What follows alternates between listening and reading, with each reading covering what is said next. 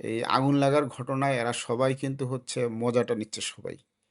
বিশেষ করে হচ্ছে এটা খুব মানে লজ্জাজনক ব্যাপার যে সরকারের পক্ষ থেকে ন্যূনতম কোনো মানে রেসপন্সিবিলিটি দেখা যাচ্ছে না।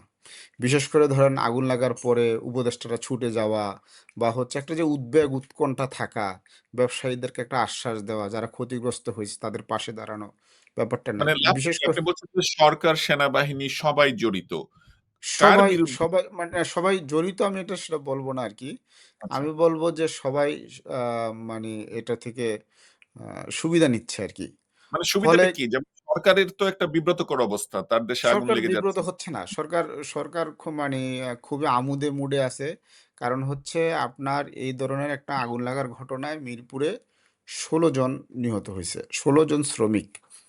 তো ১৬ জন শ্রমিক নিহত হওয়ার পরে এই যে একটা শোকাবহ পরিস্থিতি, এরকম পরিস্থিতিতে এই যে জুলাই সনদ স্বাক্ষর করার যে একটা ঘটা করে ঘটনাটা ঘটলো, ঠিক আছে?